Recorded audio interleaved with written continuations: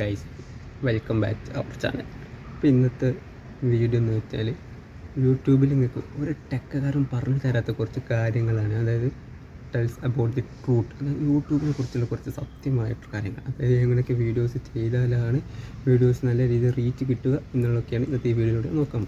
അപ്പോൾ ഒരു മെയിനായിട്ടൊരു 5 കാര്യങ്ങൾ പറയും. ഒരു 5 കാര്യങ്ങളത്തെയാണ് യൂട്യൂബ് വീഡിയോ ചെയ്യുമ്പോൾ നല്ല രീതിയിൽ ശ്രദ്ധിച്ച് ചെയ്യണം. അപ്പോൾ എന്തൊക്കെയാണ് 5 കാര്യങ്ങൾ എന്തൊക്കെയാണ് ഇന്നത്തെ ഈ വീഡിയോയിലൂടെ നമ്മൾ നോക്കാൻ പോകുന്നത്. ഫസ്റ്റത്തെ കാര്യം വെച്ചാൽ കൺസിസ്റ്റൻസി എന്ന് പറയുന്നത്.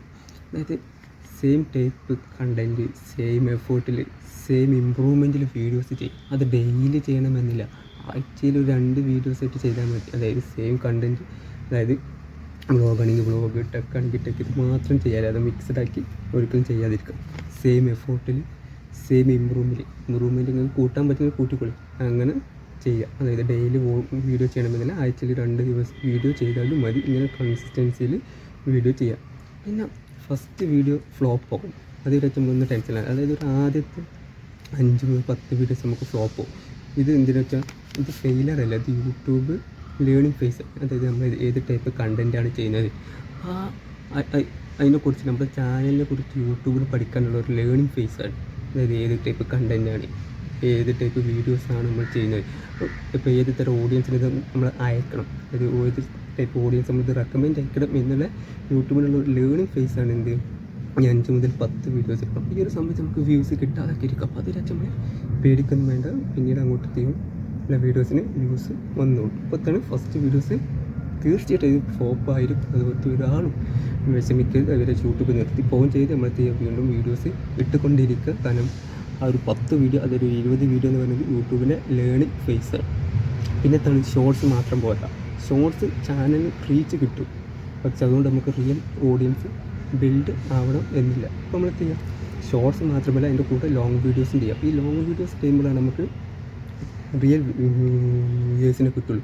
അതായത് നമ്മൾ വ്ളോഗിനുള്ള ഷോർട്സ് ആകുമ്പോൾ എല്ലാ ടൈപ്പ് ആൾക്കാരെയും സബ്സ്ക്രൈബ് ചെയ്ത് പോകും. നമുക്ക് സബ്സ്ക്രൈബ് കൊണ്ട് കൂടുന്നല്ലാതെ ചാനലിന് റീച്ച് കിട്ടുന്നല്ലാതെ റിയൽ ഓഡിയൻസിന് കിട്ടില്ല. ഇപ്പോൾ റിയൽ ഓഡിയൻസിനെ കിട്ടണമെന്നുണ്ടെങ്കിൽ നമ്മൾ ചെയ്യണം കൂടെ ലോങ് വീഡിയോയും ചെയ്യണം.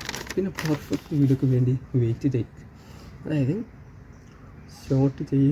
സ്റ്റാർട്ട് ചെയ്യുക, ഇമ്പ്രൂവ് ചെയ്യുക. അതായത് നമുക്ക് നല്ലൊരു പെർഫെക്റ്റ്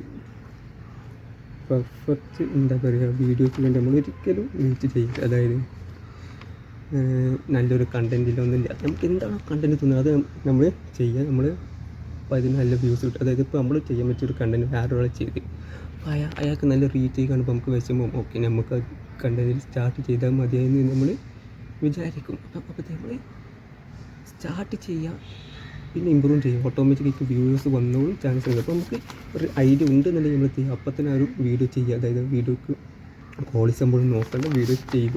അതുകൊണ്ടാണ് നമ്മുടെ വോയിസ് വളരെയധികം ഇമ്പോർട്ടൻറ്റ്. അതായത് ക്യാമറ ക്വാളിറ്റി അല്ല, കണ്ടൻറ്റിന് എക്സ്പെൻസ് ഒന്നുമില്ല. നമ്മുടെ സത്യസന്ധത, നമ്മുടെ വോയിസ് ക്ലാരിറ്റി ഇതുണ്ടായാൽ മാത്രം മതി.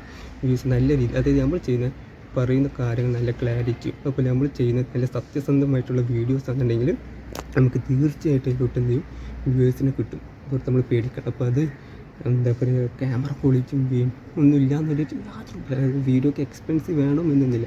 നമ്മൾ പറയുന്ന കാര്യം നല്ല സത്യസന്ധമായ ക്ലാരിറ്റി ഉള്ളതായ തന്നെ മതി. അങ്ങനെ ആയാൽ തന്നെ നമുക്ക് റീച്ച് കിട്ടുന്നത്.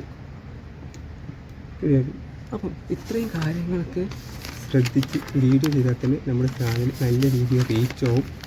അപ്പോൾ ഇതുപോലത്തെ ഫേക്ക് അല്ലാത്ത നല്ല രീതിയിൽ മോട്ടിവേഷൻസ് ഒക്കെ കിട്ടണമെങ്കിൽ നമ്മുടെ ചാനലൊന്ന് സബ്സ്ക്രൈബ് ചെയ്യുക. ഈ ഒരു കാര്യങ്ങളൊക്കെ നല്ല രീതിയിൽ ശ്രദ്ധിക്കുക. അതുപോലെ വീഡിയോ ഇഷ്ടപ്പെട്ടാൽ ലൈക്ക് ചെയ്യുക, ഷെയർ ചെയ്യുക.